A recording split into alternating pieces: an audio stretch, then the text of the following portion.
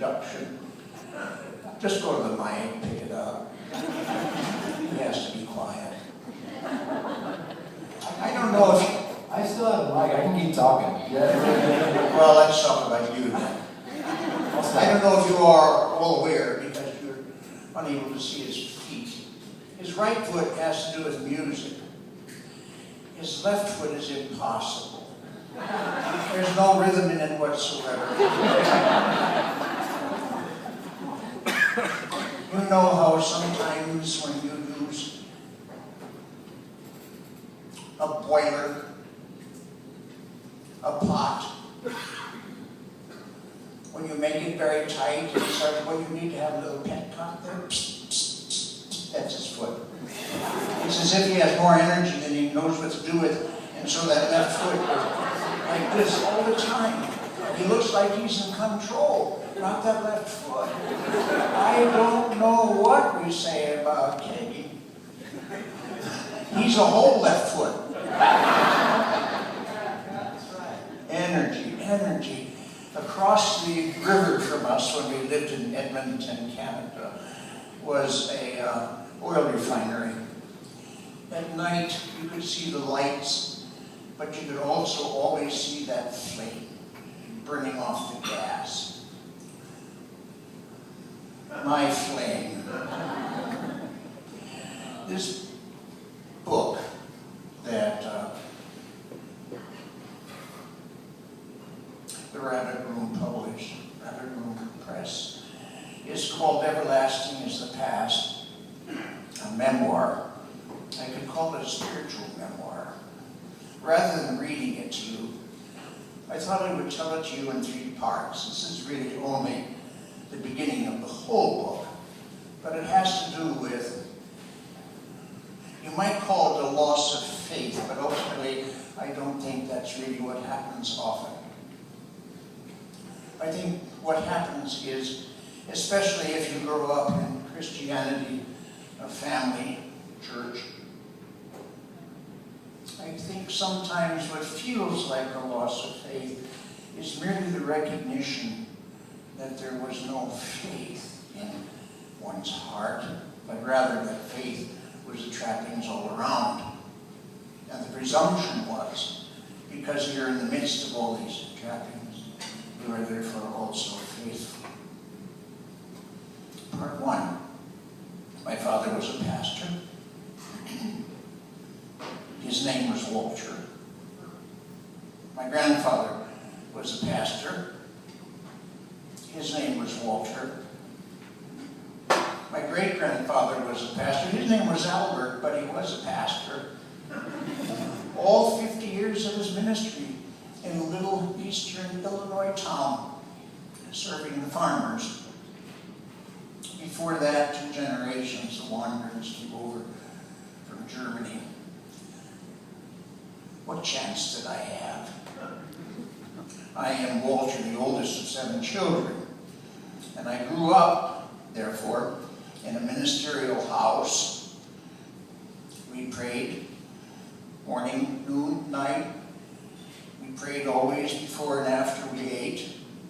There was no question but that we went to Sunday school. For the most part, we went to Lutheran day schools. Lutheran day school always opened with a prayer and a devotion, and the teacher generally knew how to play the piano, so he sang a hymn. No question. Christianity was all around me. Don't even think about it. It was all around me. I remember when I was in the 4th grade, having been taught about creation and praying to Mary. I had a friend named Jimmy Demas, and it seemed absolutely my job to convert the poor fellow from Greek Orthodox to Lutheranism. Otherwise, because he prayed to Mary, I was mixing up Greek and Roman. He'd go to hell. Religion all around me. Even something that I had to be a part of as a soldier at the cross. My mother had 7 children in 10 years. I was the oldest. She was a pastor's wife. She taught Sunday school, and if you asked her, she knew every last jot and tittle of Christianity. Just ask her. She might go to her husband, but generally she knew better. He might have gone to the seminary, but she knew how to talk street.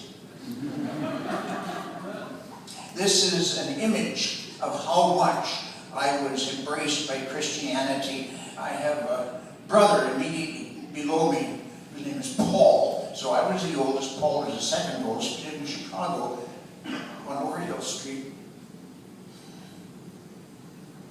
I think I must have been 3 or 4 years old, right? And then my brother Paul, therefore, would have been 2 or 3 years old. Sunday afternoons, my mother liked to rest. Therefore, we had to take naps. My brother and I, upstairs. So we'd go upstairs and lie a little while. And we'd come downstairs, and Mom would be upset because he wants to take a nap. She said, go on upstairs, don't come down again. You come down again, I'm going to put you in gunny sacks. So we went upstairs for a little while, and we came down, and Mom said, you didn't sleep. And Paul said, yes, we did. And Mom said, how do you know? He said, well, we dreamed. What did you dream of? And Paul came up with 2 triggers. That's enough, said my mother. Now, she was Teutonic. If she said it, she did it. She went down to the basement, she came up with 2 potato sacks. She's also a very strong woman. She put me in a potato sack and tied it. She put my brother in a potato sack and tied it. And then she carried us out of the back door, across the yard to the alley, and put us there by the garbage cans. Now, we had a neighbor, an elderly woman, who never liked my mother very much. She particularly didn't like the fact that Paul and I would throw crumbs in her garden for the birds. She came out to the back, and she heard my brother and I moving around talking. Generally, I told Paul stories, so I was probably telling him a story there in the backyard garbage.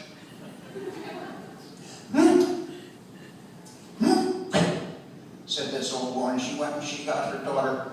Mrs. Wangerin put her kids out for the garbage. But I was Lutheran. So I said, yes, and she was right, too. Imagine that bag as the Christianity within which I lived. I went to Christian college. During my last year, I received the 2 posters that my small Christian college received from other universities, suggesting graduate school. I didn't want to go on to the seminary with the rest of my class. That's exactly what this was, procession to ministry. And so I applied to both. I received a scholarship, National Defense Fellowship, to Miami in Ohio.